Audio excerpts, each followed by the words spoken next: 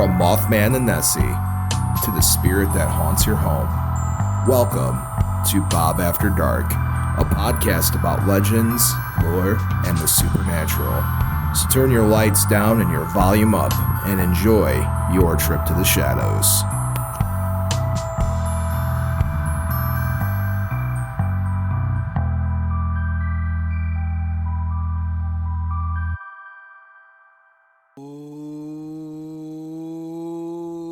Children of the night, and welcome to Bob After Dark, the show that takes you into the shadows and goes and says hello everything that goes bump in the night. I'm your host with the most that enjoys toast, Bob, and alongside of me, as always, is my ever wonderful, ever vampiric, ever cape-wearing, ever the professional mousetrap game player of all time. Bob. Yeah. My friend, my brother, my producer, Count Panic himself. Oh, hey there, Count Panic. Bob, it's extra spooky night here on Bob After Dark. There's a mouse in the house. There is a mouse in the house in the studio of Bob, and Count Panic is... I'm making sure you're okay. I'm fine. I want you guys to know that I got a text from Count way earlier before the show recorded. Hours. And he says, Bob, be careful. There's a mouse in the house. And I said, all right, dude, no problem. It's wintertime. It happens. And Count Panic here is absolutely horrified. Horrified. Scared for my safety. Shook. Well, Bob, because here's the thing. You're a big time guy. I don't need you getting bit by a mouse. I'm not. The thing is probably 6 inches long at most. I am a rather large male. Human male. I think that thing's going to be a lot more scared of me than I am of it. It's not going to come anywhere near me. All right, Bob. In fact, the thing's probably hiding somewhere as we speak. Well, I would be hiding too. It's Bob After Dark. It's spooky, scary stuff going on. Count, we missed you last week. Yeah, you know what, Bob? Elections, Bob. Yes. And people voted for Bob After Dark. People did not. I apparently did get one write-in vote to be mayor of a certain city that I grew up in. Well, hey, how about that? But I did not pursue the election. I will say it's awfully nice for folk that don't know when where we record at. We record because we're a radio show first. So we're here at the radio studio at WJOB Studios here in Hammond, Indiana, and because we're a radio station that does both AM and FM frequency, that does more than just music. We're a lot of talk radio.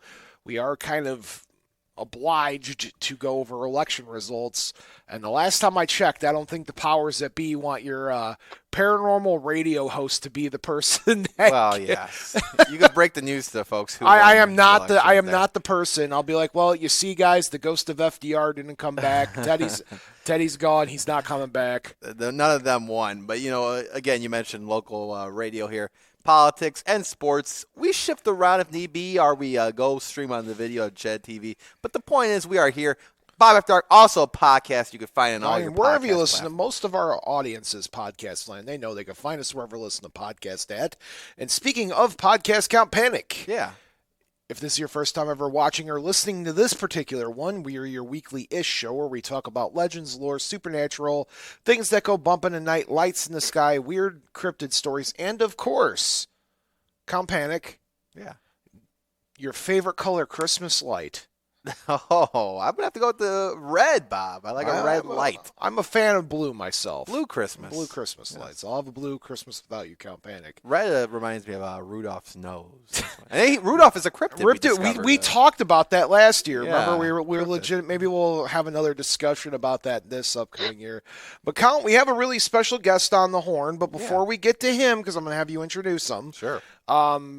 Let's get your weekend update, because we have not, if I don't do that, the fans legitimately email me, and they're like, well, why didn't you let him talk?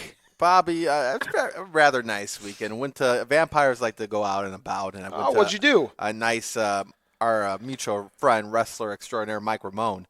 Yes. He had his niece had a birthday party at the Knights of Columbus in Griffith, Indiana. And, there's dogs in the house as well here. There's dogs in the house as well. But he had a nice little party in Griffith, Indiana, for his niece in the Knights of Columbus. And Bob, you're Polish, so you'll like this as well. When you walk out of the bathroom of the Knights of Columbus in Griffith, Indiana, there's a portrait of Pope John Paul II. I think every Polish Catholic family that was around between the 1970s and the 2000s have a portrait of Pope John Paul II. I could tell you that my father had one. Right when you walk out of the bathroom, though. Oh, ours was up in the living room. Oh, yeah. He had a Pope statue the whole night anyway. That sounds like you had a good time then, and congratulations on your award. Speaking of the Polish people, you want to touch on that real quick? Yeah, I was honored to win. I am a Polish vampire at the end. The Polish vampire at the end of the day. Yes. And so it was an honor to receive the Polish Congressional Civic Award. Indiana Congratulations. So that's a big honor. Big honor. So I hope I get nominated next year. You are Polish. I am, yes. I hope I'm nominated. That'd be great. Yeah. Would you like my quick weekend update? What'd you do on the weekend, Bob? I actually was down in Indianapolis for a convention that I was not booked at. I was down there as Bob the Ghostbuster and Bob the booth guy. There you go. I went to go meet Frank Welker. Oh, the voice the legend, voice actor. Yeah, sure. He voiced Ray Stans in the Ghostbusters cartoon, but he also was Scooby-Doo and Fred and a ton of other things. So that was a lot of fun. Pretty cool. I mean, the guy's a laundry list of characters. Literally, but he was one of the sweetest people I ever met. Yeah. And speaking of sweet people I've met, so throughout this entire month of November and a little bit of the beginning of December, because we've had to skip a couple weeks due to elections and the holiday next week, we're highlighting paranormal investigators, researchers, and the whole nine. You see, because at the end of the day, that's what I am. I might be a personality for the millions of people that listen to the show every week, and people might know me as the guy that likes to crack jokes or the guy that people like to call me Mothman. Yeah. But when you boil down the Bob personality that is the person that, does the talking and likes to read in spooky voices, etc., when you boil that down, I'm a researcher. I'm a paranormal researcher, I'm an enthusiast, and I'm a paranormal investigator. And I feel like that community, that lifestyle, that job, whatever it might be to you, never gets celebrated enough for the person. They might crack a really cool case, and the case is really amazing, and that's what they're known for.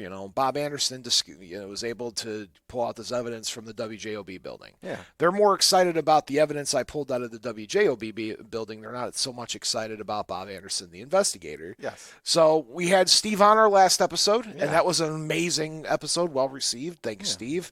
And when I sat down and I came up with the concept for this theming of this month, there was one individual who I've been chasing for years to get on the show. It's not Dan Aykroyd. No. We are chasing him.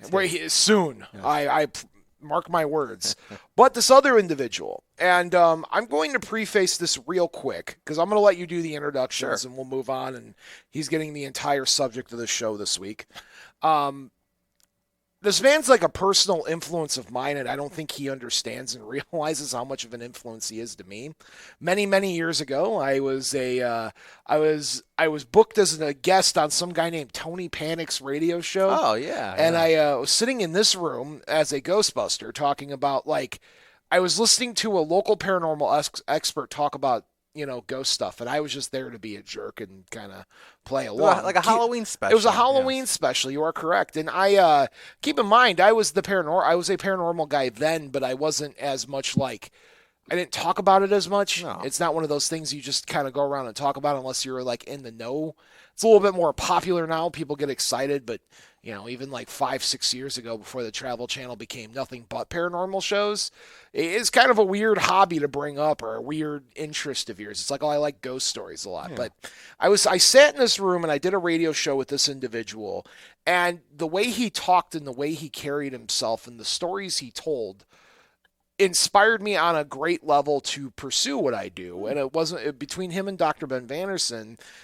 That's where I'm at today. So I'll let you do the introductions. I'm done babbling. Already, exactly. I'll let you do it. I'll let you do it from there. All right, Bob. Well, I've known this man for many years. Met him on the afternoon show long ago, Ron Harlow Afternoon Fix. But he continues to inspire people each and every day. The youth of America at Crown Point, Indiana. Educator at Crown Point High School. But in his spare time, Bob, he's also a ghost investigator, a ghost researcher, a historian about the paranormal and past history of several buildings here locally and non-locally, sites as well are said to be haunted. I give you, Bob, joining us on Zoom now, Don Bernacky. Oh, hey there, Don. Good evening. Good evening, fellow paranormal enthusiasts. How are we doing, guys? Oh, we're doing great, Don. I gotta say, this is an honor. I am so grateful that you're on my show. I remember I've been telling my producer this for a while. I'm like, I need Don Bernacky on the show, but I'm just glad it lined up. Years in the finally. making, Bob. Yes. Yeah. Well, I remember that time we were on together with Ron, and we were doing our Halloween special, and Ron was kind enough to have me on. I was on WJOB every month for 7 years. Mm-hmm. Yeah. Every month for 7 years with that. That was a lot of fun. This is actually the first time I've been back on WJOB airwaves in a few years, at least since the lockdown. Yeah. At least since the lockdown, I think. So kind of getting back into the spirit of things. And No pun intended. we had Tony joined us on a recent investigation that I did with some students over at the Old Lake County Jail in Crown Point. Had a lot of fun over there. Very active night.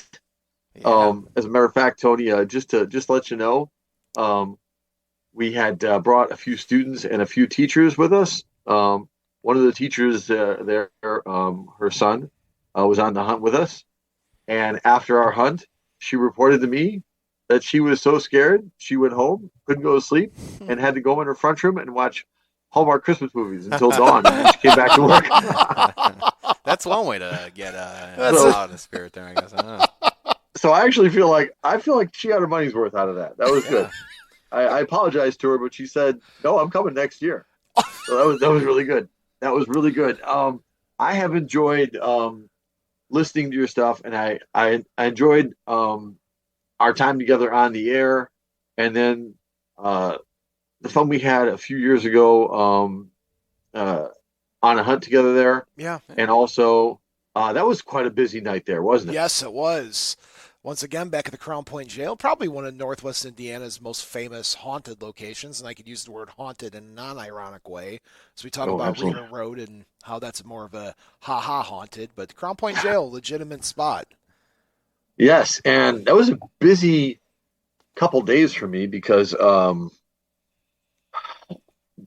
following evening there had two guests come in right in a row. I had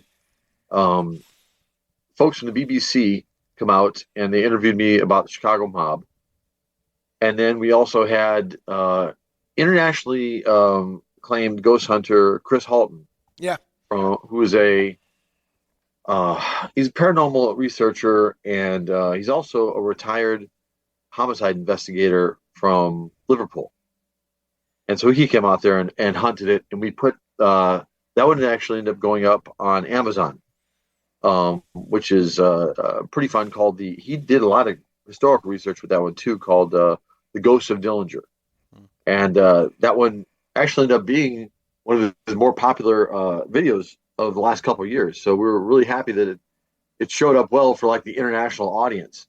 So the Crown Point Jail is not just locally famous; it's like internationally famous. So I get the occasional email. I got one from Romania not that long ago. Asking, he's like, "Hey, if we ever travel through there, can we meet you at the school?" And so, I always worry about that because I'm worried. It's like, well, if you accept an invitation from a vampire, you invited them in, then you're stuck with them. Nothing against my Romanian friends, but whoa, I need to do some research on you first. No, it's been a blast. It is. So let's Don, if you may, you're the star of the show here, so let's take you back as far back as you can remember. Tell us a little bit about the secret origins of Don Bernacky. Where did the original paranormal interest come in? What were you, or even if it was a different interest that's somehow intertwined with the paranormal? Let's get to know the past of you. Where did this come from? Well, it's a very specific location. My grandma Alice. She had this really sort of nifty tradition that when we would all get together, and strange enough, it was on Christmas Eve. We would always have Christmas Eve at her place over in North Hammond, right over there by, if you guys are familiar with the area around St. Cashmere's, right over there. Yeah. So we would all get together, and after all the festivities were over and we all opened our presents and we were done with dessert and everything, we would all sit on Grandma's bed and she would tell ghost stories. And if we heard any ghost stories, it was our job to bring them there that night. And it kind of also put like, I found myself to become a high school history teacher because I fell in love with ghost stories, and I had this habit of when I would read something, I want to go there and actually see it. And so when I started reading about all these historical locations, I started getting a really good education in not only the lore of the place, but the specific historical significance of it as well. And so the two kind of worked their way together. And my job was when I would go over there to see my grandma, it was always to bring her another ghost story. And so I collected them first for the romance of it. But then I started feeling there's stuff that's going on when I'm here at these places. And the phenomena that would occur from time to time, I found really intriguing. And so I started hunting it on my own. And then my wife and I, we share a love of those type of romantic stories. And we would go to travel to all these different places around Midwest and around the country. And wherever we would go, whether it be New Orleans or Florida or California or wherever, we would go and look for the haunted tours and get to know the people who were there. And we collected a lot of these stories on our own. But we started doing research in ghosts kind of, I don't like to say before it was cool. I like to say I was hunting ghosts back when people didn't want to sit next to me in church. That's kind of how far back it was. Now it's kind of become this phenomenon. What's going on with? Sorry, guys, my dog just took down my light. Oh, it's okay. Hey, we got a mouse. We got a mouse in here apparently. I have a sheepdog and he just took down my light. So no, it was not a ghost that just got me. Yeah, I thought that was paranormal. I thought that was paranormal. There, poltergeist going on. I don't know. Little sheepdog. So I'll see if I can get this back up here, working for us here. Always something, man. This never happened when Tony was running things for me over there. No, you look fine where you're at. Great. There. It's all fine. Yeah. All right. Okay. So, as I was saying, so I started doing this research, and I wanted to improve my skills, and I came in contact with a woman here locally in Crown Point. Her name was Luann Thornton. And Lafitte. Okay, I'm just going to leave it down. Yeah. Luann Thornton was kind of the grand dame of Midwest ghost hunting. She trained so many people in ghost hunting in a way that I never really thought about. She did it from a lawyer's point of view, where we would learn how to go in and do a proper genealogy and do a deed research on a place. And we would start a lot of our investigations with the county records. And so when we wanted to find out what was going on in a location, we would go in there well equipped with who owned the property, what was the provenance of it, if there was, different families who would live there. It always gave us like a real battery of information to travel in there. So when we're doing EVPs, we start getting evidence back of what might be occurring in a location. We're prepared to ask different names of who we might be communicating with. And so it made us so much more well-armed, informationally speaking, to go in and do our ghost hunts. And I ended up getting involved with the Indiana Ghost Trackers, and I was with them for a number of years. We made the movie Mystic Indiana, which played all over the state and kind of all over the Midwest. And it tells the story of Indiana's classic ghost stories, like the ghost of the old Valparaiso jail, the ghost of Belgunnis in LaPorte. We told the story of the Helping Hands ghost of Marion County, and we also told the story of Stiffy Green, little bulldog ghost down in Terre Haute. And that linked me up to work with kind of the poet laureate of Indiana folklore, Mark Merriman. And he and I have been trading stories for movies and books for years with his Haunted Indiana series. And he was kind enough to go ahead and narrate my movie Mystic Indiana. And we have gone and done quite a few investigations, kind of working as a team, where he he's really interested in the lore, but he likes to ask me if I'll go in there and do the investigation. So I've done that several times. And then I put together a team of folks privately, where when people are having difficulties, we would go in there and try and solve the problem with their house or their business, and give them some suggestions on if there's going to be a persistence on how to manage it, or if there is something really, really desperate going on there, to bring together the proper resources to try and get rid of it.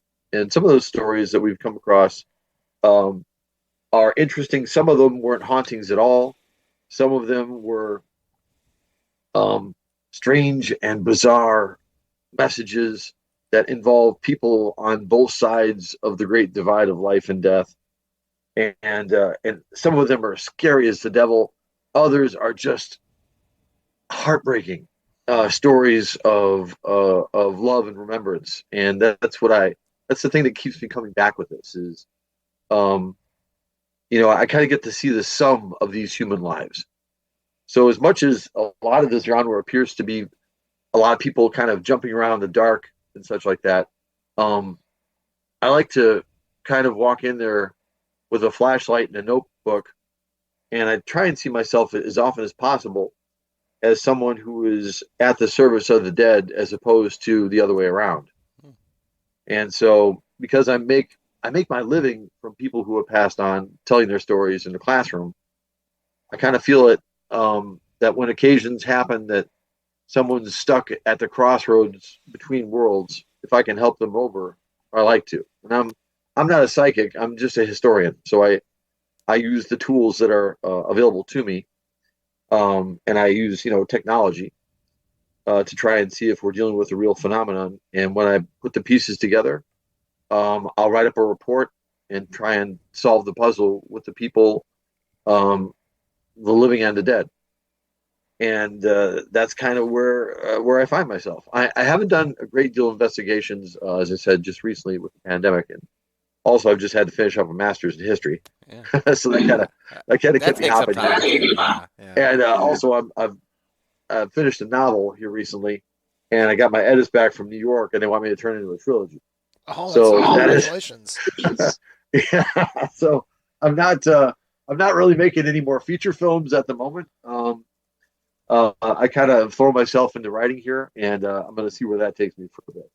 But that's kind of how I got into the ghost hunting.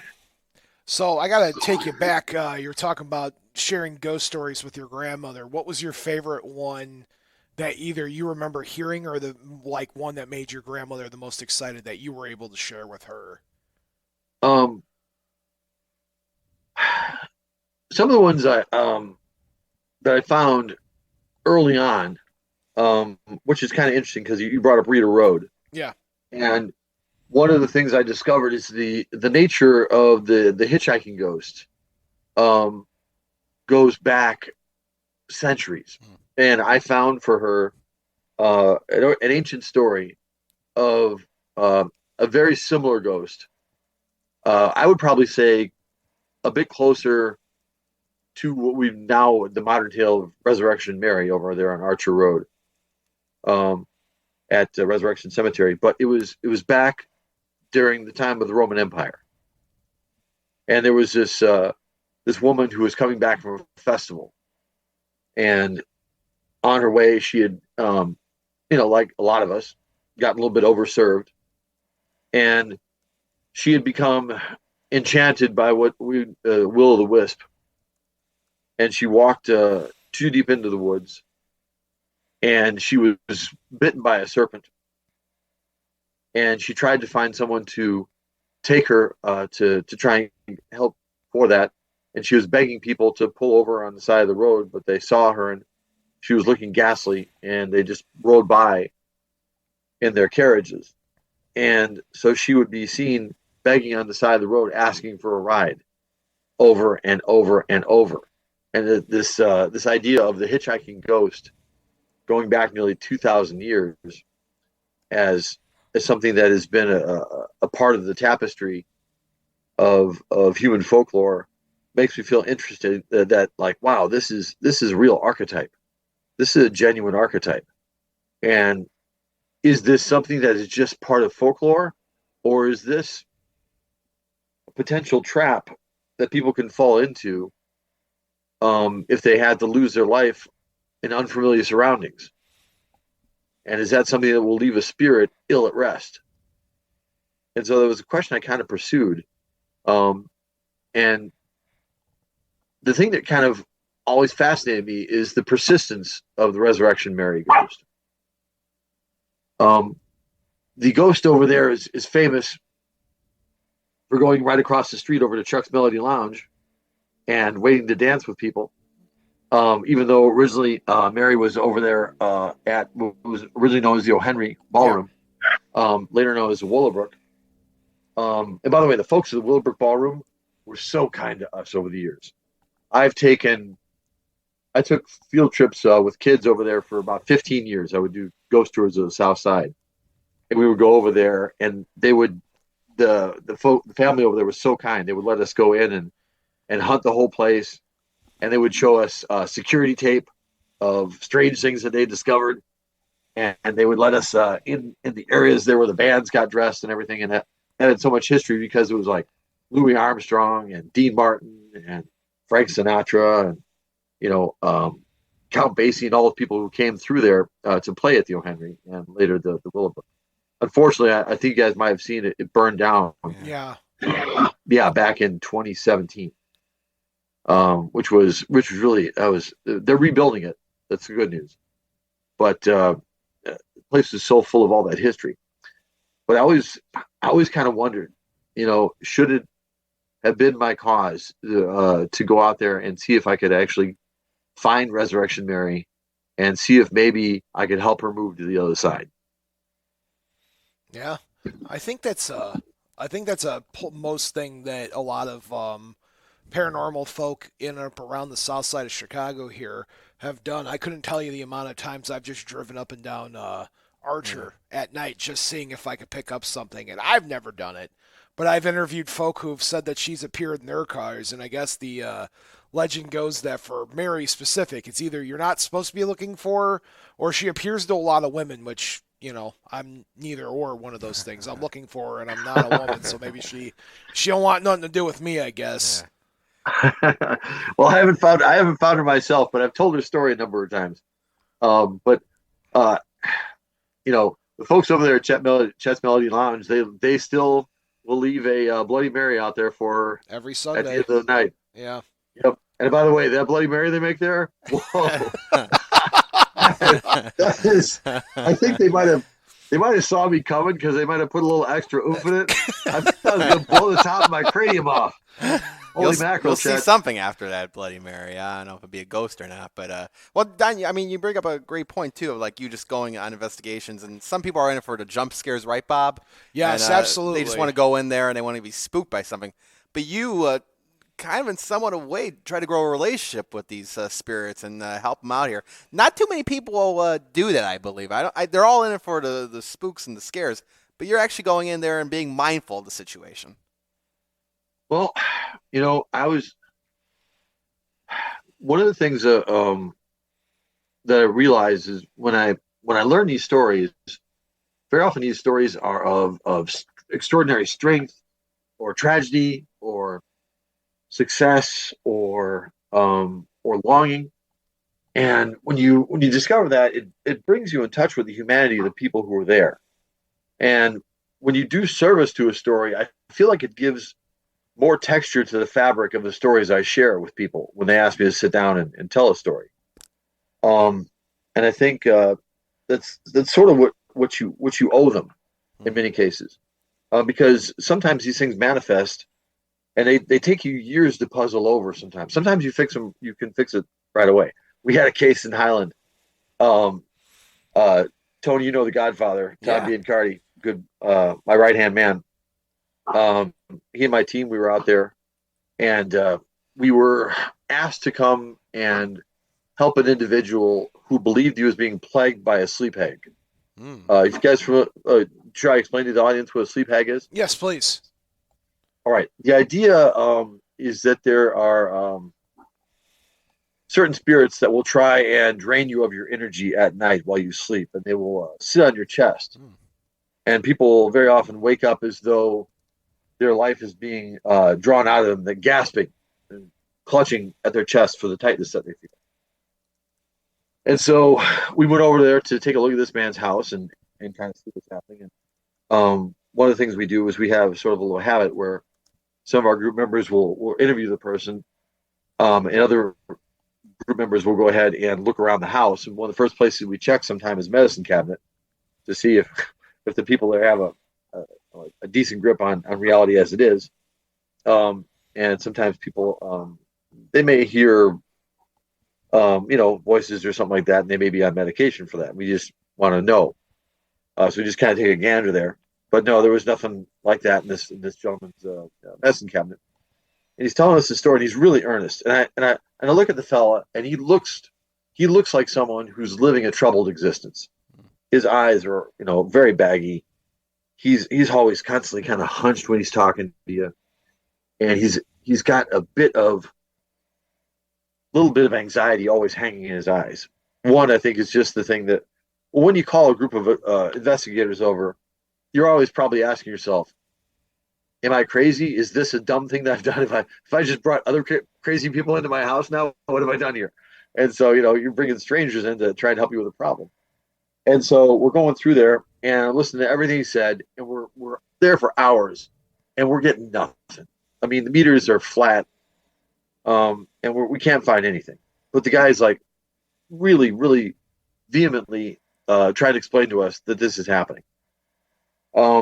And so we decided to go and do a little bit further search. And all of a sudden, as we're going through the basement, just happened to catch a weird shadow there in the basement. Something didn't quite look right. It was like we thought we saw an orb or something. Turns out it was not an orb. It turns out our flashlight went through one of his vents for his furnace. Turns out there was a hole in his furnace. And this particular guy was sleeping every night on a futon. And a futon is low to the ground, and carbon monoxide is heavier than air.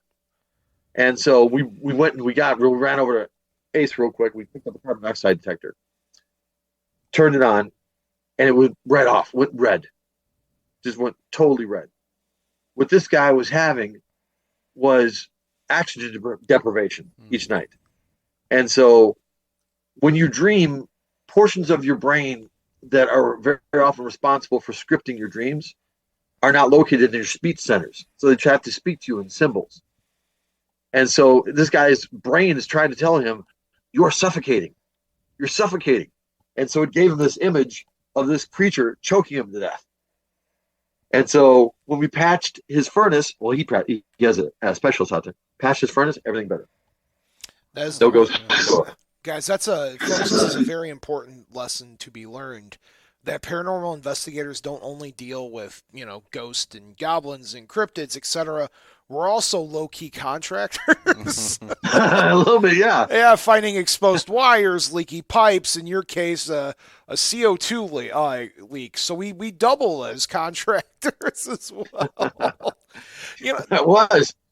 Don, I felt really good about that. I would say so. You potentially saved this man's life, not from a supernatural source, but from a CO2 problem. That's bad.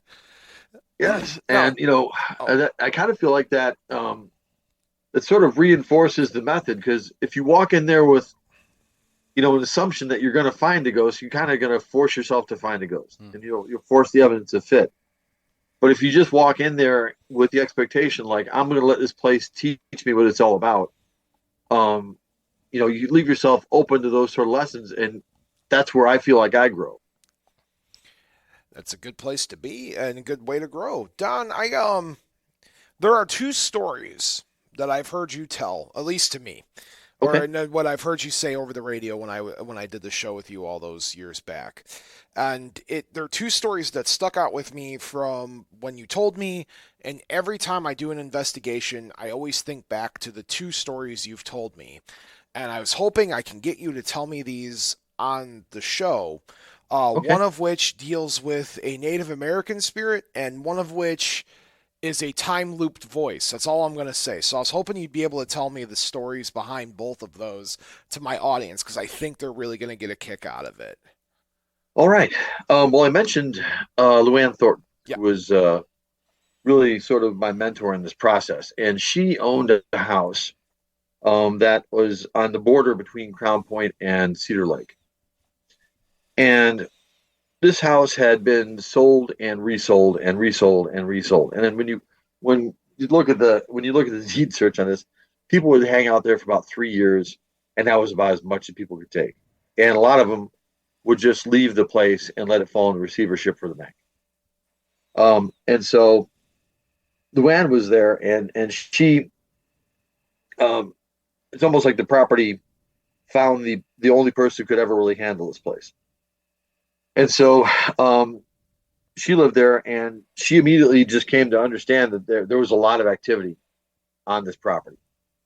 And she started doing some research, and we all did as a group. And we brought in one of our friends who also was one of Luann's students, who was an anthropologist, and started researching the location. And it turns out that what there was a skirmish between early settlers here in Lake County and local natives. And the natives were getting further and further squeezed as the population was increasing to the point where they felt they're being pushed off their area, their hunting grounds, and also some of their other traditional areas where they would go for water and fish and those things. And so they felt like they had to make a stand, and they made a stand at this location. When they went to attack, the men were actually at a meeting, and so when they attacked, all they were able to get was women and children. And then the men saw the fire at this particular farm. They came back and they battled the Native Americans, and it was a slaughter. And so she was expecting, okay, there'd be some problems there with that. So we started doing the research, and she had actually called in a number of investigators. I'm not going to go through a whole list here, but sure, they're national figures. They're authors and things like that, and some of them they have a policy of trying to use a lot of provocation techniques, and they end up actually hightailing out of there, leaving their equipment behind, and Luann would have to UPS it to them later. It was a very, very lively and interactive place. And I didn't understand what she meant when she told me how active it was. And we went to the spot in her barn, the second floor of her barn, which we later realized used to be built as an artificial mound. It used to be actual mound where her barn is. So the ground that used to exist there about 100 years before had been leveled. But at that same level, the second floor in her barn, which would have been the top of this mound, when you walk to that spot, your meter would go absolutely crazy. Everything you had would pin. And when you stood in that spot, it was so extraordinary because you felt as though you were standing above a subway grate and wind was blowing up through you. If you put your hand there, you feel like somebody was literally blowing a breeze through your hand. And there were phenomena there, like you would catch these sort of like really large orbs on camera. And Luann had established enough relationship with them too that you could just simply pose, and you could pose with your hands open, and these orbs would come and they just sit in your hand. And it would feel like falling snow in your hand. It'd be there for a few moments and they would just go. And there's I'm not the only one who has it. I would probably bet there's probably 70 or 80 investigators who would actually photograph that phenomenon there. I'm not the only one who's got these. But really extraordinary stuff. And so we started doing these different EVPs and things around there. And we would get responses, but the response that we were getting started to cluster. We heard a specific voice, but it wasn't in English. It was obviously something older than English. And so we had an anthropologist, part of our team, and she goes, I think it's probably some form of Algonquin. She goes, but I'm not too sure. And she knew of she researched and discovered the last living Potawatomi struck living. I mean, their language is still spoken, but as a teacher, there's only a few left. And the guy who was responsible for this was, I believe, the first Native American fella to graduate from Harvard as a lawyer. Fellow by the name of Don Perot. Really kind of famous in the Upper Peninsula of Michigan. They actually named a street after him up there. And we send this recording up to him, and we ask him, "Could you tell us what this says?" And like this email comes back and says, "Where did you get this?" And I email him back and say, "What does it say?" And he's like, "Where did you get this?" I'm like, "Hey, tell you what, I'll tell you where I got this if you tell me what it says." And so he goes, "Don't be weirded out by this." I said, "You're not going to weird me out. I'm cool with this." He said, this voice said, "You're speaking to the spirit, to the essentially to the agent, the protector of the spirit of the earth. That's what you're speaking to." And I'm like, "What does that mean?" And he goes, "Don't worry, it's a human." He goes, "It's just essentially, I'm translating that to you, but it's essentially like an undertaker for a Native American. So what you're speaking to is like someone who would have been responsible for funerary and religious ceremonies for passing the dead." And I'm like, okay, that's cool. And he said, "Now you got to tell me where you got it." And I said, "It seems like you're holding out on me." And he goes, "I am a little bit." And I said, "What else is it about?" He goes, "Well, it doesn't just say it in Potawatomi." I said, "Well, what does he say it in?" He said, "It's a form of Potawatomi that has been used in over 200 years. Oh. He says, "It's like me speaking Shakespearean English to you." Wow. He goes, "You got to tell me where you got this from." And so I explained to him the story of the barn. And he goes, "Don," he goes, "obviously what's happened here is when those bodies were killed, their spirits were never put to rest. And they don't know how to cross over." And he said there's a very powerful spirit here looking to unite these spirits with their family ancestors. And he said, we gotta get this whole thing. We gotta come down there. We gotta do a ceremony." And so he gathers a whole bunch of Potawatomi elders, and they all travel down there to Luann's barn, and they build a hothouse on her property, and they go through days and days of excuse me, I've been teaching all day. They go through days of fasting and chanting and burning different types of incense from local and native plants. And when you're in one of these circumstances, you can see. I don't want to say, but you can feel maybe the spiritual connection between you and the others in there, kind of like it almost becomes tangible. And you feel a very deep sense of connectedness to the others there. And so I was merely just there as a facilitator of to make all this happen. I was not really a participant in any of the ceremony, other than I was just there. And to watch them beat the drum and shout the prayers and go through all of the rituals that they did to try and draw the spirits to this location, so they might be able to hand them off to this guardian of the spirit of the earth and be able to close that portal. And when they did, it was almost like it's almost like the difference between putting your car in a hand that's kind of dirty and dusty from being on the road, and then putting your hand on a car that is freshly washed and waxed. That's kind of how the atmosphere felt. It felt like everything had been washed out of it. And when those gentlemen were done, they placed so many arms around Luann, and they held her for so long, and they just expressed so much love, because these spirits, these brothers of hers, had been trapped there for more than a century. And what other people were perceiving as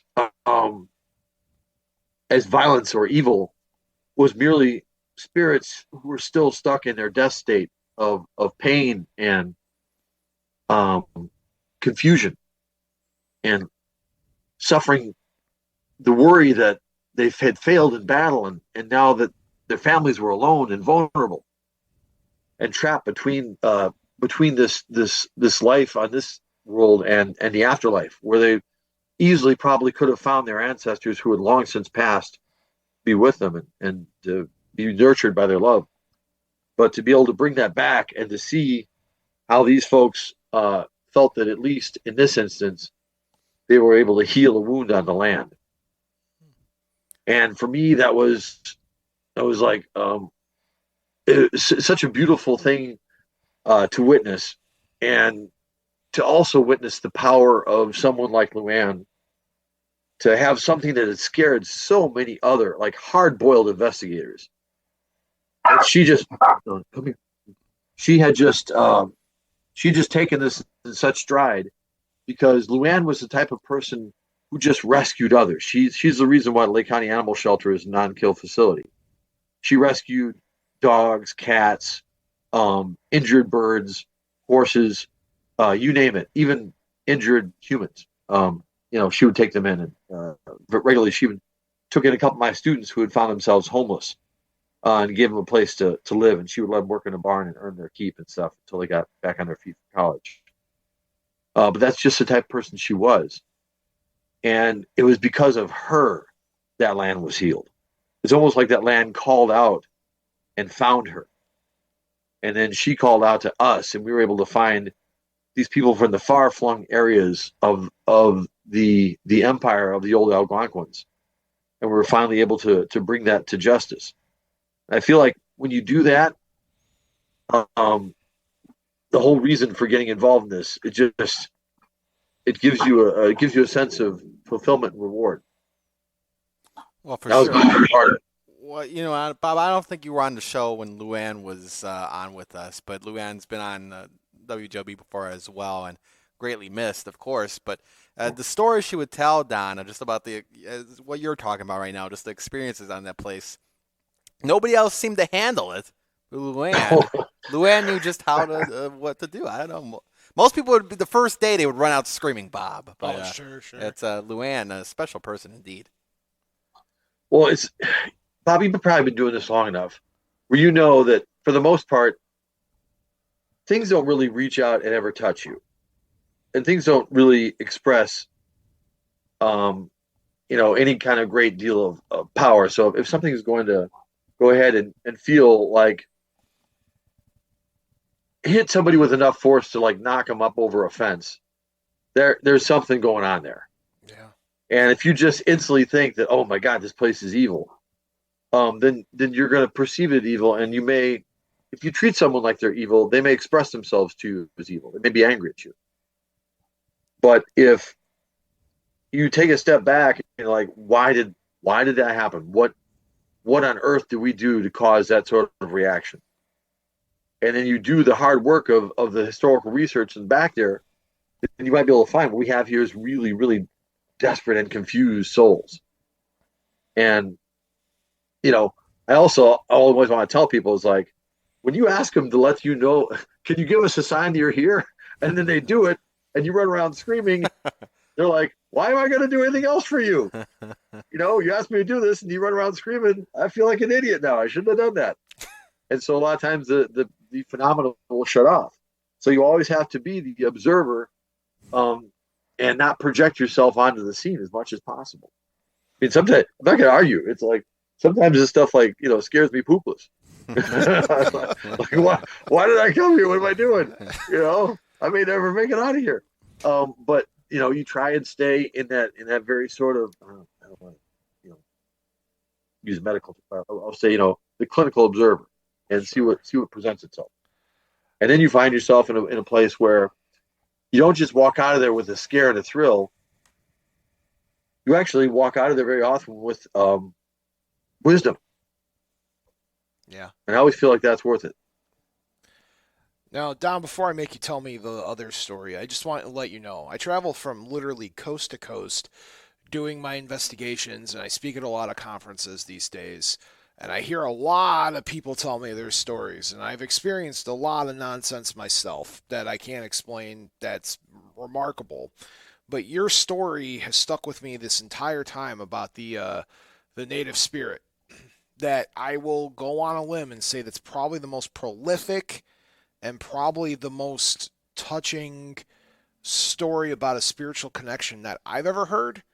And it's just so profound. It's such a way of telling the story, and it's such a way that you tell it, and it's such a way of just like I wasn't there, but I feel like I was, and it's such an interesting ending to a very strange story that I feel like I just needed to tell you that and tell my entire audience that there's 5 stories in my career up to this point where I'm like, oh wow, and yours will always top it as just the oh yeah, no, that's a thing. We had to gather a group of people to come out here to deal with a problem that we weren't going to be able to deal with, and deal with it in such a traditional way that us, the modern, American, would never understand. It's such an interesting way to end the story. You know what I mean?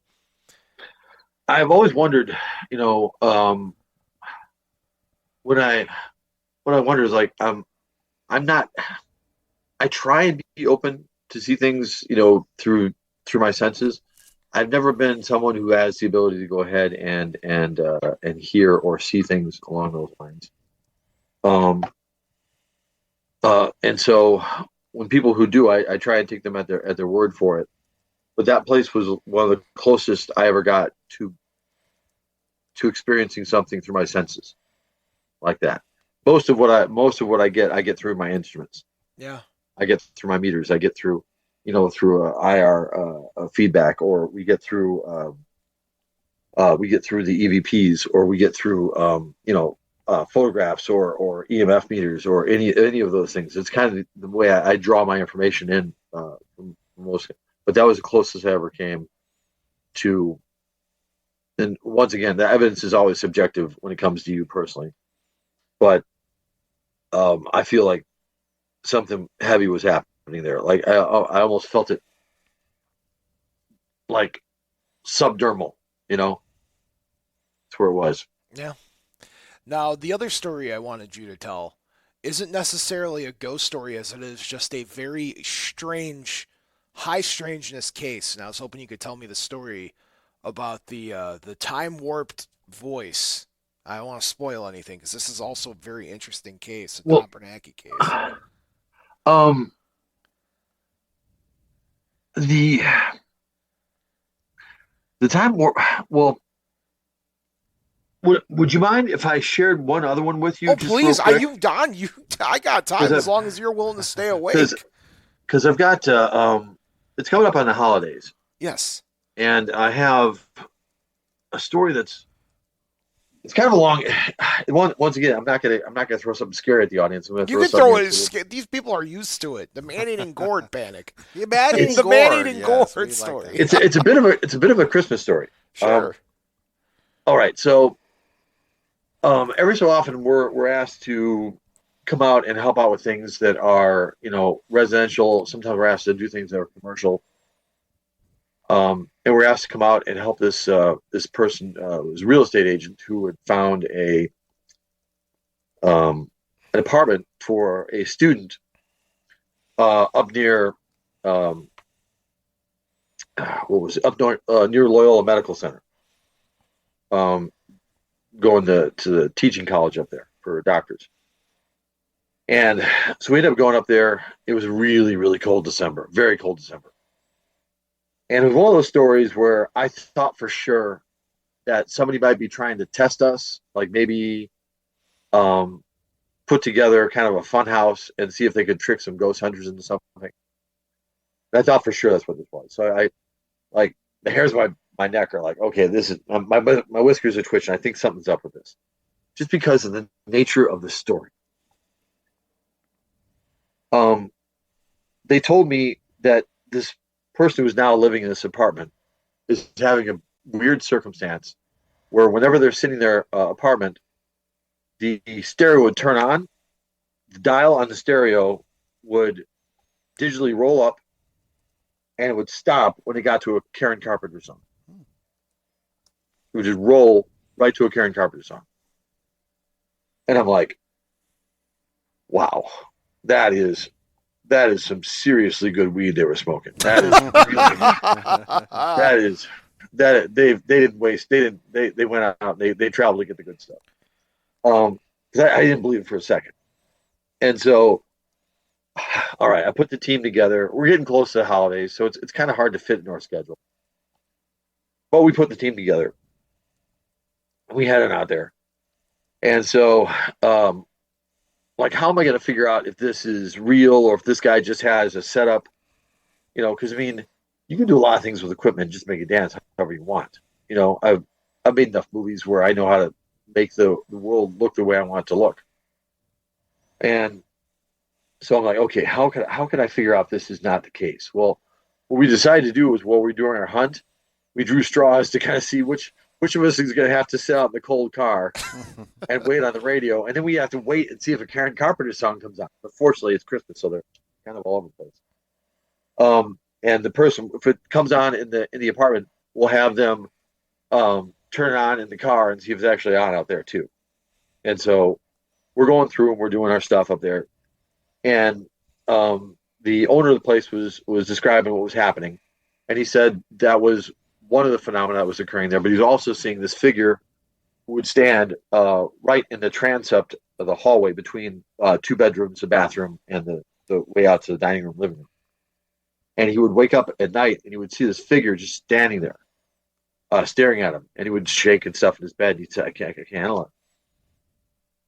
And so I'm like, I was there and we didn't see any dark figure. We didn't capture anything there, but pushing towards 2:00, I'm getting ready to call this thing.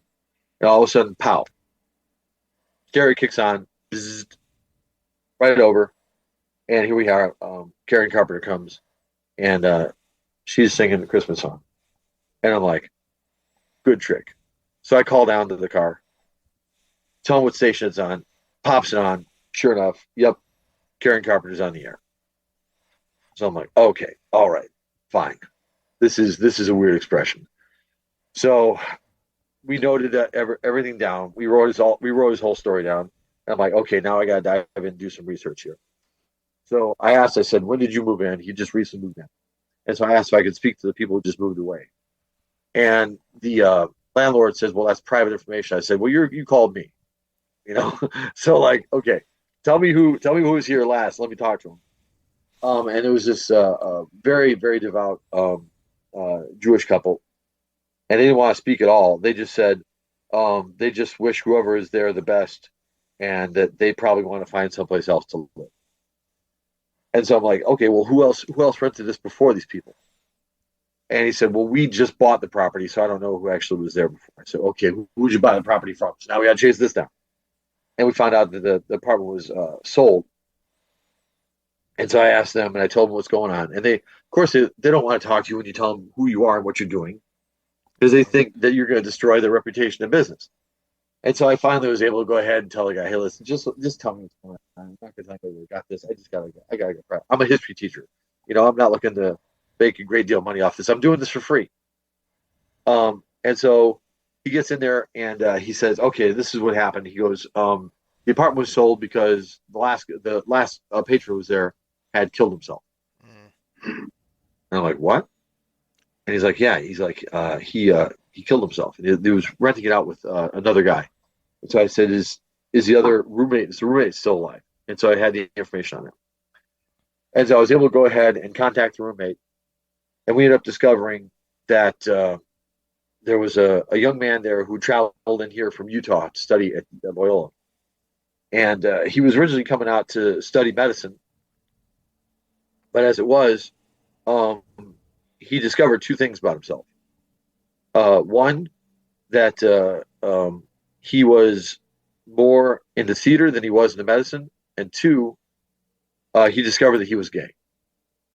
And coming from his religious background out there, that just wasn't something he felt he could ever speak to about his family or the friends he'd grown up with. And he found himself really kind of pulled apart by life. And he went into the transept there. He hung himself, and then he put on a he hung before he hung himself. He put on a Karen Carpenter CD on repeat because he loved Karen Carpenter, and so the CD was playing for probably the entire weekend until his friend came back and found him. And so now we discovered this, and we're like, okay, maybe we've solved this. And I asked him, I said, does his parents ever know the reason why he committed suicide? He says, no, they don't. They don't. And so I'm like, oh my goodness. So now we're like, okay, how are we going to solve this? So we tried to just do it the old fashioned way of talking with the spirit, seeing if we could get a point of understanding with them. And the phenomenon is still occurring. And so I said, and our team decided that his issue is he feels unclean, like he can't enter the afterlife. He feels that he doesn't belong anywhere. And I said the only place where he actually feels like he belongs is living in these Karen Carpenter songs. He's not ever going to leave. He's literally trapped in this music. He's never going to walk out of there. It's his only place where he feels good. But when I started thinking about Karen Carpenter and all the songs she was singing, they had a great sense of family and hope. And I was like, his parents don't know this. His parents probably are the reason why he felt he couldn't go on further in life. His parents need to come here and be the ones to speak to him about this and tell him that it's okay. So now I got to go and I got to like write to these people in another state who have very, very strong beliefs. And now what are they going to do when some ghost hunter contacts them? Yeah. So I contact them and I tell them the story, and they just hung up the phone on me. And I was like, okay, well, that's a dead end. Maybe this case is never going to go away. And a few days later, they call back. And they said, what do you want us to say? And I said, well, if you can, I'd like you to come out here and tell them what you feel in your heart. And right before it was going to happen, the family there, they had a medical emergency. They weren't able to travel. They're not going to be able to travel anymore. So I said, will you do me a favor? Will you sit down and we write it all out in a letter, and we'll read it here. And so the family wrote out this really nice letter telling the kid how much they loved him, how much they cared about him, and no matter who he was or who he would love, they would accept him. And so we had the owner of the new apartment there. He actually read this. And we put they were kind enough, the family was kind enough to send a picture of themselves. And so we put this letter and a picture there on a shelf in the hallway with a candle. And it was there. And after that night, they never had another single episode where the stereo would switch off and the dark figure that used to occupy that transept was gone. Yeah. And at least we were able to kind of bring a bit of closure to a family who was never able to understand why they lost their kid. And so for me, stories like that are just, I don't know how I find myself inside these things. I went in there just to find a couple of spooky nights. And instead you find yourself in the middle of this family drama that is just so extraordinary and so much larger than anything else I'm in contact with at that moment. And I've never been able to listen to a Karen Carpenter song ever again without realizing the power of that woman's voice, that she was able to at least hold that soul in the warmth of her voice long enough for it to find a conclusion. And I thought, wow, I know Karen Carpenter's spirit had a difficult end. I've often meditated, and I hope that message gets through to her so that she can find peace as well. Don, you ruined my question I was going to ask you, and that is, do you listen to Karen Carpenter anymore? That's I do. I choke up though now. You never cease to amaze me, Mr. Bernacky. I just want you to know that. You never cease to amaze me. Even after all these years of me being, some young whippersnapper, I do this for my living now, and here you are, still amazing me with your stories. I appreciate you sharing. That's a new one for me, folks. The reaction you hear is brand new. That is when paranormal research and studies and investigations and everything could be a lot more interesting than yelling and screaming like you see on TV or shoving something out the door. Sometimes, just sometimes, you find yourself in the midst of an adventure of prolific integrity and in excitement and an emotional standpoint. It's always nice to hear.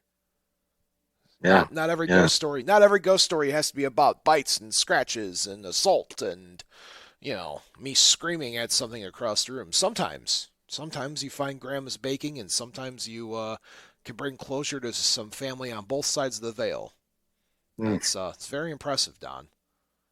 Well, it's I've just been taught by people who have a very great deal of love in their heart and a great deal of patience to kind of let the story unfold, that they don't have to put their own stamp on it.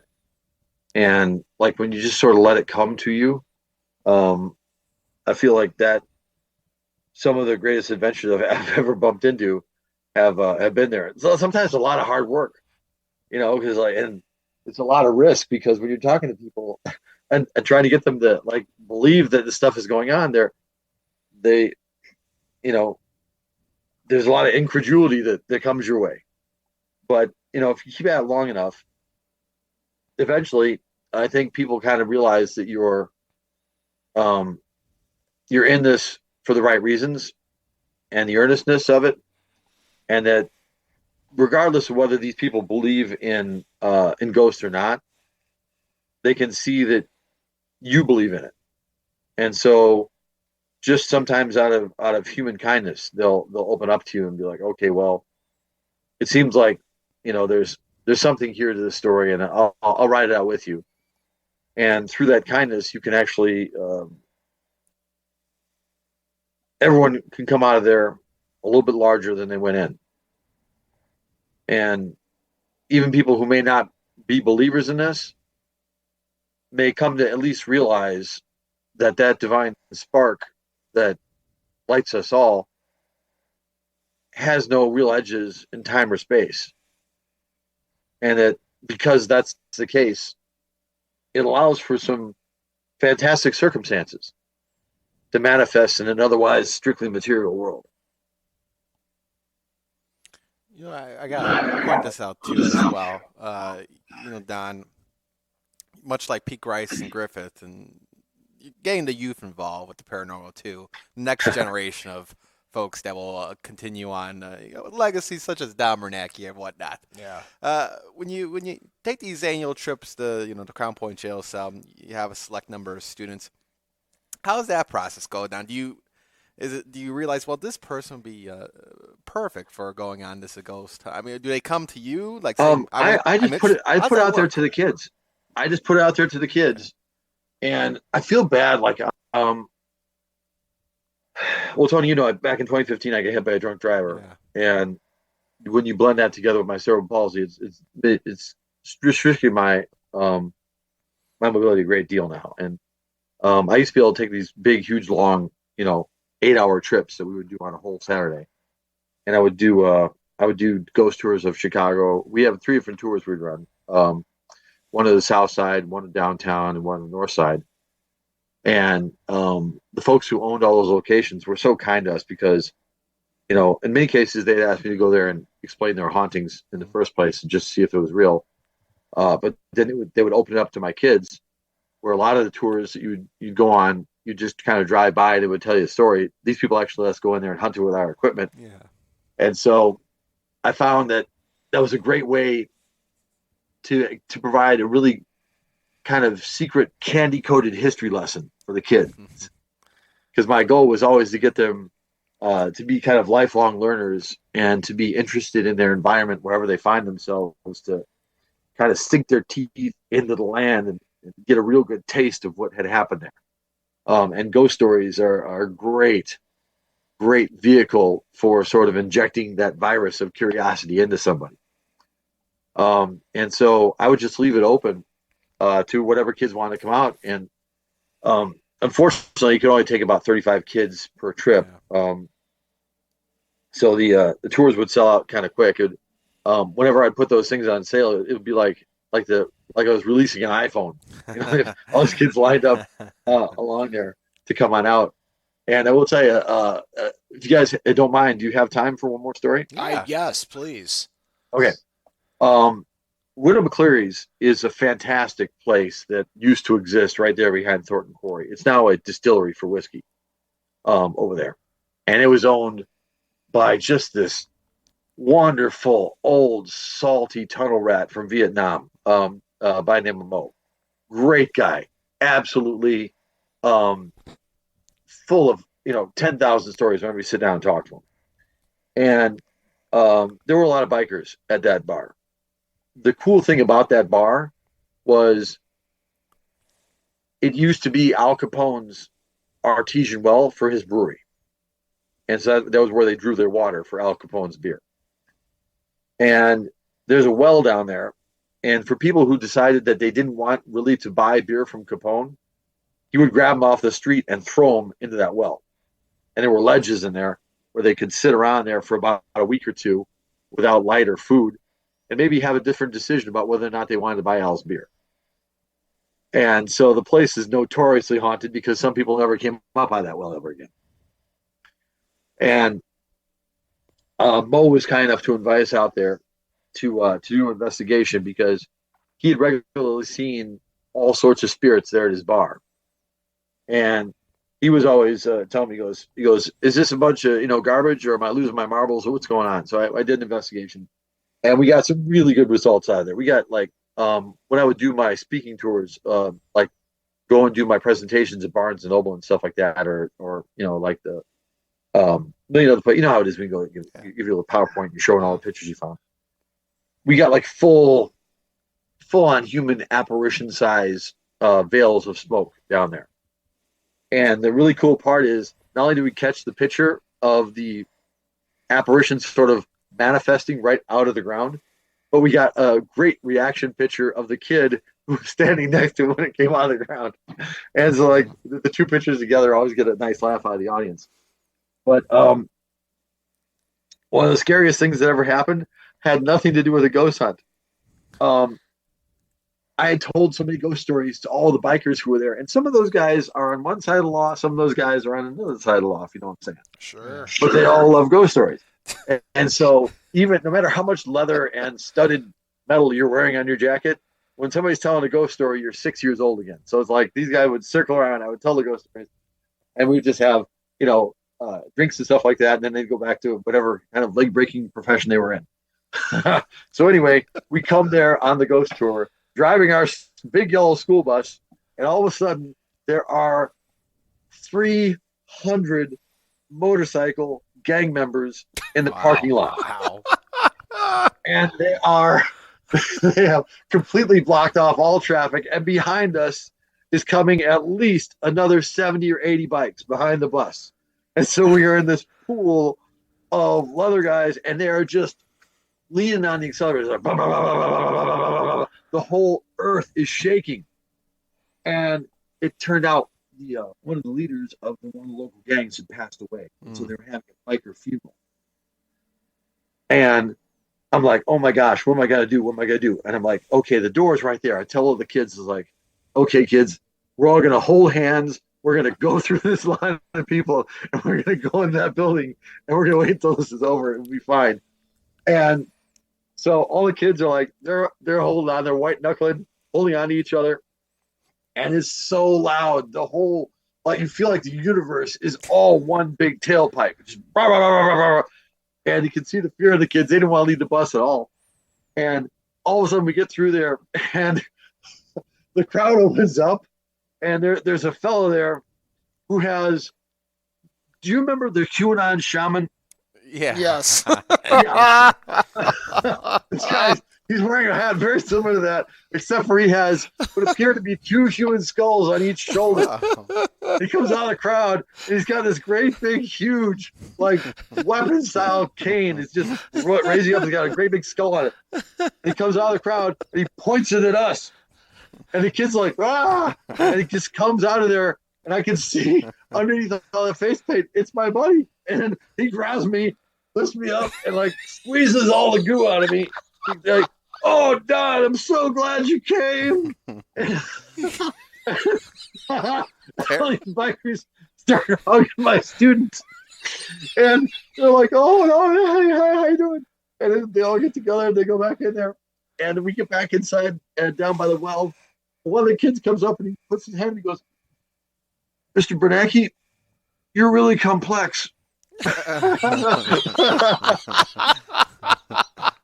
Did you, I gotta ask, did you get any angry parents messaging you about an organization scaring their kids? You know what? The thing was, we had like 4 parent chaperones there, and they were all like in this state of like, I don't know, just I think all their senses were overwhelmed to the point of stupidation, and they couldn't speak. Like they just followed my directions when I told them to hold hands and walk in the building. I don't think anybody wanted to be left alone on the bus. But yeah, it's like some of the parents came by and they're like, it's like, wow, that was exciting. And you get different reactions out of people. When I would take the teachers on the tour, because we'd go to these different haunted restaurants and stuff like that. Like, you ever been to the Red Lion before it closed? Okay, I know I heard it reopened, but I know it's under a new management now. But the folks here at the Red Lion used to take care of us, and we would also go to the Country House over there in Clarendon Hills. You ever been there? Yes, actually, last December I was there. Oh, fantastic! Yes. So you know the story. Yes. They're so welcoming. They always would show all the cool footage to our kids and stuff there, and we'd do the same thing for the adults. But the kids would come back and they would say, "Oh, the ghosts were great," and the adults would come back and be like, "Oh, the food was great." So you get these two very different worlds and ways of things being perceived. But yeah, those were fun circumstances, and I miss those tours. But I still got enough gas in the tank to be able to do the stuff at the old jail, or to do the occasional thing. Maybe sometimes we'll go out to like Collier Lodge and Balms Bridge, and we'll visit out there with John and Mary Hodson, who are running the place out there, which is some really great ghost stories too. Are you familiar with the Collier Lodge? I am not, no. Oh, great stuff out there. It is an old hunting lodge that was actually ended up being used by Teddy Roosevelt when he would come through Chicago and he wanted to get his hunting Jones out. They would go there. And they are members of the Kankakee Valley Historical Society, which now has a great big, huge archaeological dig that's being run in conjunction with Purdue, Indiana University, and Notre Dame. And it's a dig on that place. And the thing that the archaeologists don't know is the reason why we started digging there was because we were getting arrow-shaped orbs on our film. Huh. Yeah, we're getting arrow-shaped orbs on our film. And where they ended up digging, they have found remains that go from our current period down to the period of French occupation, down to Native American occupation, but even down to Native occupation all the way to the last ice age. Right below the spot where we were getting arrowhead-shaped orbs in our camera. That's fantastic. That is such a cool place. And they've been very welcoming to our students over the years. And it's a great location to go out there and hunt. But plus, they're also just the fact that they're doing so much like hardcore primary source, digging through the files and digging through the soil, fine-grained research on that place to figure out the history of where we are. They even found an old French fort out there too. So it's a great place to do a hunt. And the Indiana Ghost Trackers actually got the recording one time we were out there at the lodge itself. They were walking around inside the lodge before it had been renovated. And we were doing EVPs in there. I was part of the group that was outside, but there was another group that was doing a quiet session inside. And when they went through and they listened back to the EVPs, they got an EVP on there that said murder. When they rehabbed the place, underneath the floorboards, they found a skeleton with a shattered rib bone that apparently looked like it had been shot. And there was a gambler from Boston who had gone missing, and the last known location that he had been through was there. And they think maybe he got caught cheating at gambling. And that may have been his bones underneath the floor there at the Collier Lodge. So that was a pretty good spot there.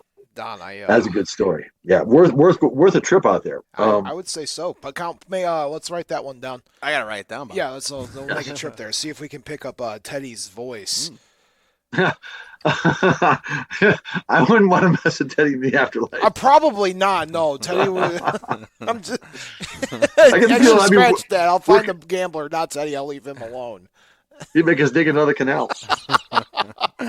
Don, I can't thank you enough from the bottom of my heart. And I'm not one to gush. Actually, my fans will tell you I'm one to gush. But it's like a genuine gush of you coming here or you doing the Zoomly. You being on my show, because there are 3 inspirations behind Bob After Dark, what made it is today, and you're one of the 3, whether you knew it or not. And I look up to you. You're actually one of my personal heroes in the paranormal community. Your stories, your experiences, and the whatnots. You're like the real definition of somebody who goes out and does this. You're not the Hollywood paranormal investigator. You're like you're the real person that does it, and that's to me amazing. And you lose that sometimes in the hustle and bustle of I'll use the word Hollywood investigations. You lose yourself in that, and it's nice to humble yourself with somebody who's just down to earth, knows the stories, knows the lore, and I just thanks for doing this.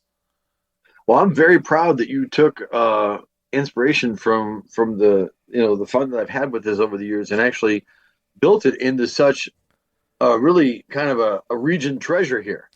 Yeah, this is you're kind of a beacon to people who a lot of folks attach themselves, I think, to these stories because they find themselves remember that old line that Bane said to Batman, that you merely adopted the darkness, but I was born into it. Yeah. I think for some people, they kind of gravitate towards this because they've never really felt quite at home in the quote unquote normal world.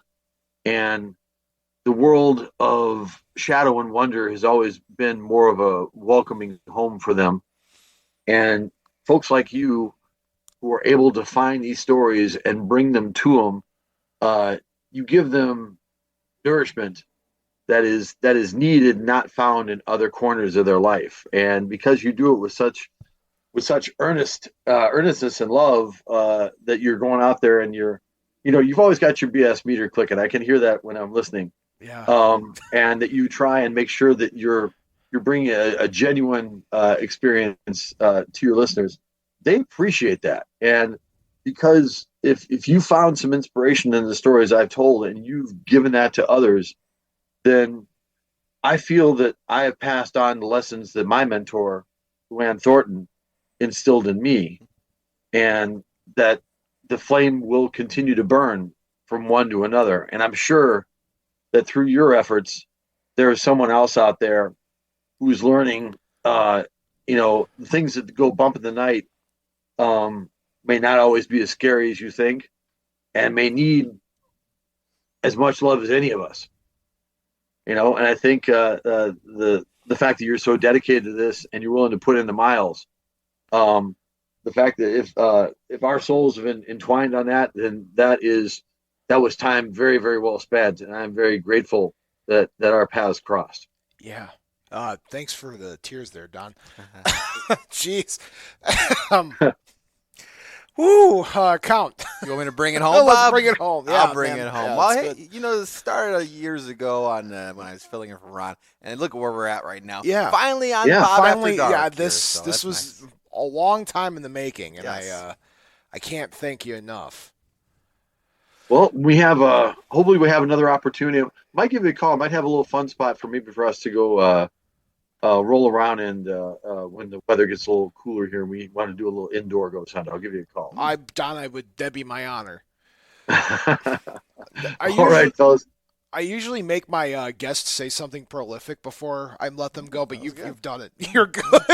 Yeah. So I guess I'll just we'll round it out.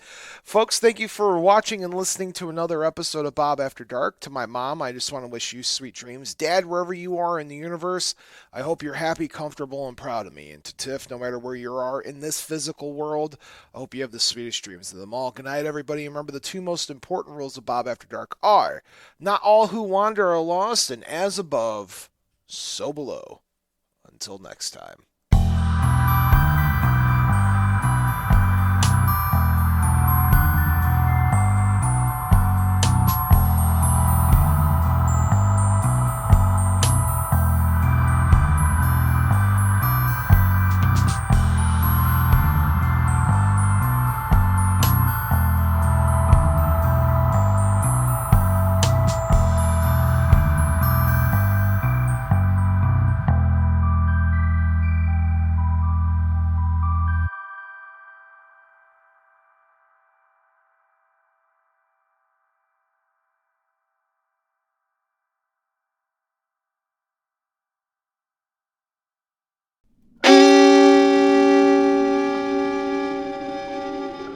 Memoriam Development.